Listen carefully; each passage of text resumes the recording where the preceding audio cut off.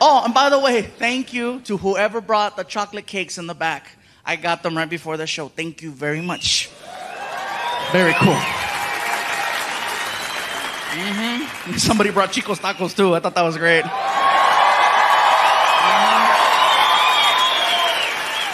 Now, you guys here know what I'm talking about, but everybody that's watching at home, they're like, Chicos tacos? Oh, what the hell's that?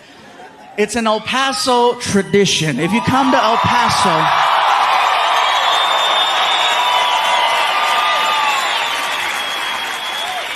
just know that that's right here. That's the tradition in El Paso. I ran into people in other places like Chicago and New York.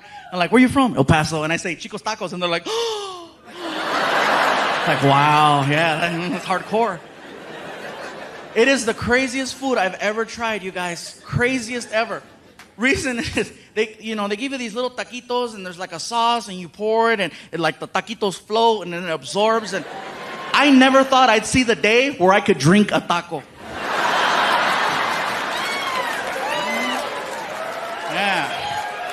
And you gotta have that at the end of the night. Don't try to freaking plan out events after going, They'll say, oh, we're going to eat at Chico's and then go to the movies. No, don't do that. Don't do that. You'll be sitting there like, hey, this is a good movie, huh? This is the one where Nicolas Cage comes out and...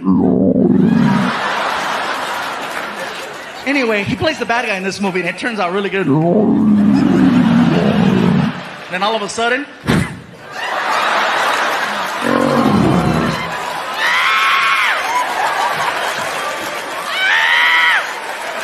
You're running by people. They're like...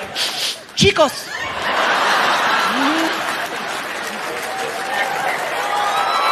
El Paso tradition.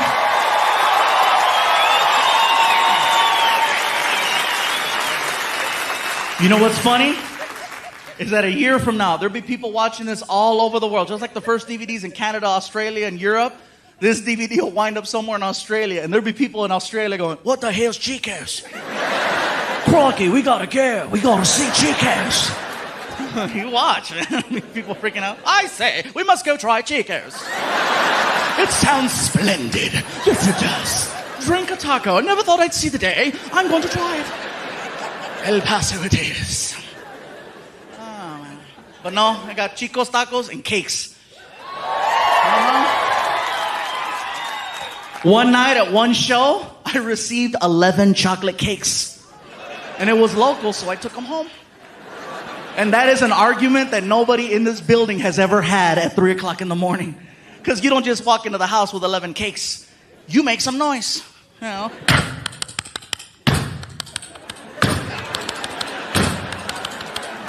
I walk in with the last 2 cakes, and my girlfriend's in the kitchen, and she's like, what the hell is this? I'm trying to be cute. It's a bakery.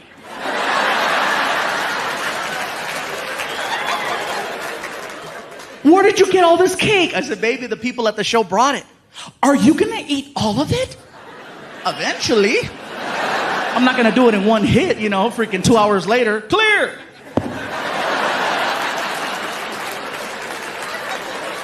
How do you know someone isn't trying to poison you? With cake? Are you serious?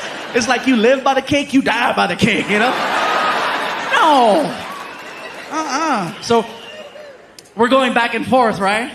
We wake up Frankie, and Frankie walks into the kitchen at 3 o'clock in the morning, and he's all, what's going on?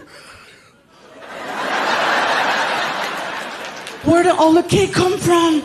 The people at the show brought it. Tell them I said thank you. I'll tell them you said thank you, Frankie. Hell, you guys even have taco trucks. Now, for anyone wondering about taco trucks, let me just let you know right now. That is real good Mexican food. I don't want you being concerned like, no, there's wheels under that restaurant. Well, sometimes we don't have a permit, okay? So, but it doesn't mean the food is not good. For me to know that I'm gonna have a good experience at a taco truck, I always research, I look to see who's running the truck. For me to know that I'm gonna have a good time, I wanna make sure that it's an all-female crew. Not to sound sexist, it's just that when it's all women running the truck, they make me feel good about myself.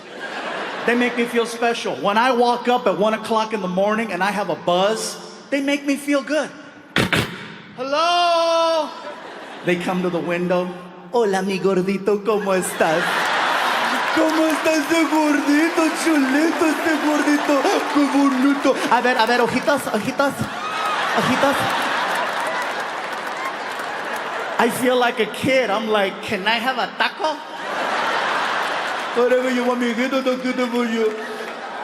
Now see, when it's an all Mexican male crew running the truck, it's late, they're tired, they're bitter. Customer service isn't our strongest point at 1 o'clock in the morning. And then you gotta deal with a drunk knucklehead like me. Hello? And they come to the window. ¿Qué chingados quieres, pinche gordo? What you want? What you want? Hey, what's up, bro? Can I have a taco? Okay, what else? That's it.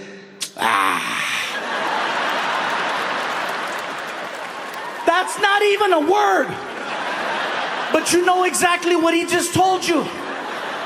For some reason, Mexican people and only Mexican people have this sound that comes out of us that can just discredit anything you put in front of it.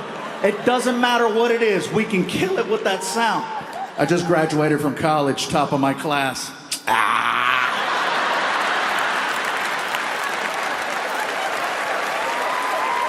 Well, fine, I'll work at Burger King. Papi, this is my fiance. He loves me. Fine, I'll be a whore.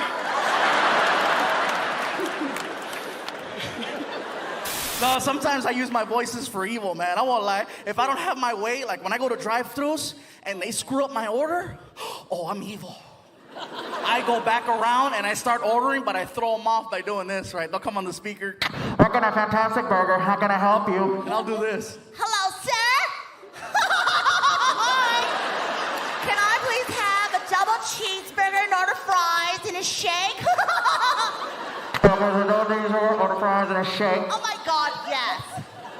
Thank you. Pull up to the window. And I pull up. Oh, they're not expecting me.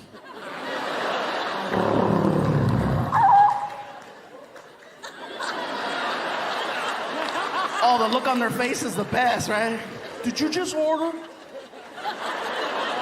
They come back with a bag of food, you know. Would you like ketchup? That's where I let them have it. Oh my God, yes.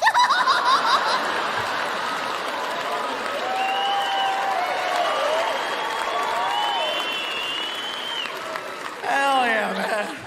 Oh, and by the way, before I forget, I know I have a habit in my shows of sometimes throwing a little Spanish in there. If you don't understand Spanish, I do apologize, okay? I promise I will be translating. I don't want anybody freaking out or reporting me to the management with concerns or issues, you know. What the hell is going on in there? What kind of show is this? No, somebody better hit the SAP button on that sumbitch real quick. I didn't pay good money to hear some Samoan speak Spanish.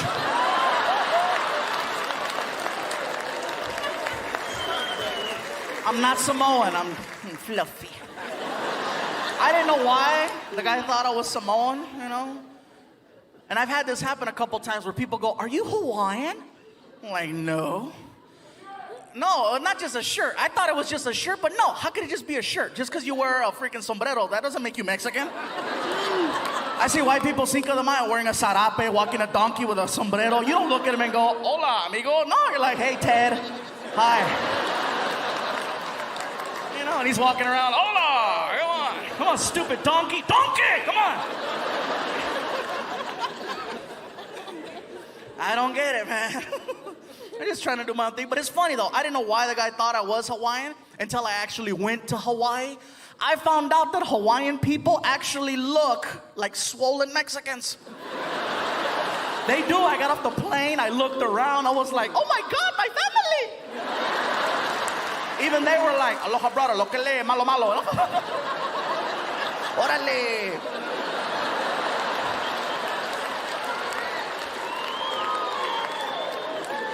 I loved Hawaii. Hawaii was great, man. They have a lot of different cultures there. They have a lot of Asian people. A lot of Koreans. I know this because I got a couple of shirts tailored at some places, and every time I'd go in, it was always a Korean lady. An older Korean lady who was mean. I'd walk in, and this one lady always had a comment to make. I'm there for a week, and every day she had a different comment. I walk in one day and I couldn't say anything either because she was 75 years old. I can't say nothing back, you know, but there I am walking in. The lady behind the counter, Oh, look at who's here. Look at who's here. Oh, shit, we're gonna work hard today. The first time I came here, I got a chance to meet some people, and they says, you know what, Gabriel, have you ever been here? Have you ever been to Chicago? Like, no, it's my first time. They said, well, you know, we'd like to take you out to eat if you're down. And I'm like, well, hello. I am very down. They took me to a restaurant called Portillo's.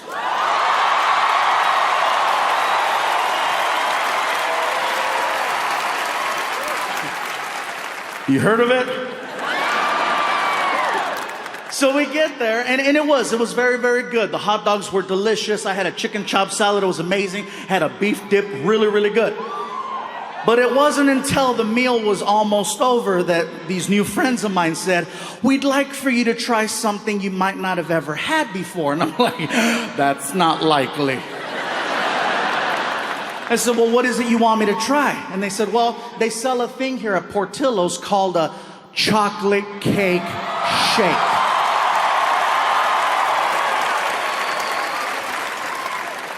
I said, you had me at chocolate.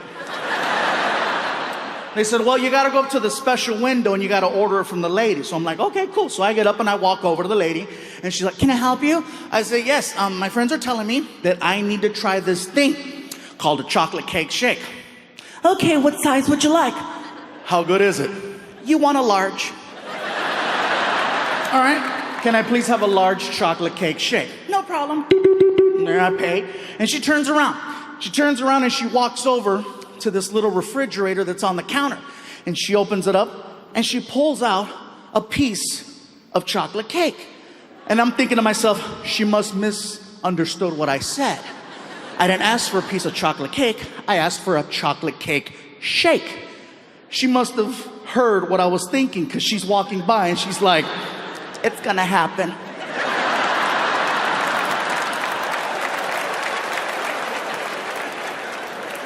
She walks over to the blender, she takes the freaking lid off, and she just looks at me and does this.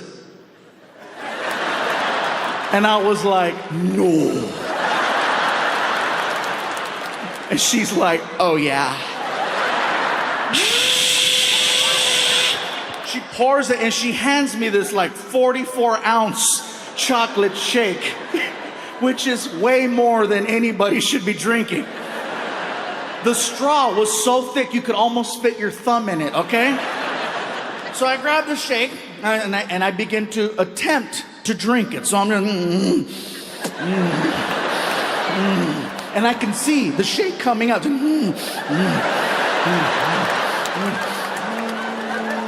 And it hit, and then all of a sudden, woo!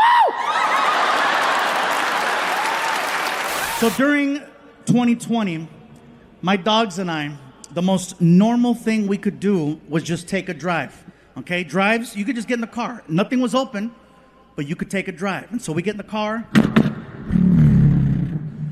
I put on this playlist and just drive.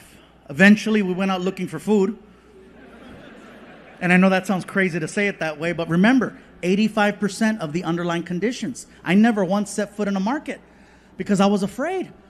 All of my food came from friends and street vendors.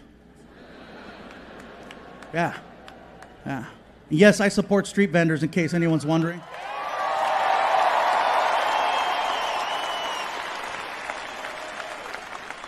No matter what, they're working their asses off, again, trying to make a better life for themselves and for their families.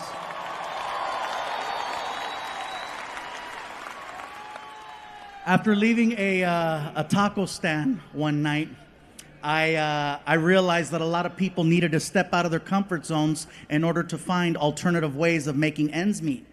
I made the mistake one night of assuming the guy working the stand was Mexican. He wasn't. I even spoke Spanish to him, which is a no-no. The rule is, when engaging a brown person, you must speak English to them first, and then if there's a language barrier, then you go to Plan B high school Spanish. You start off in English. Hello, sir. May I? ¿Qué? No entiendo. ¿Qué pasó? Oh, hold on. I got this.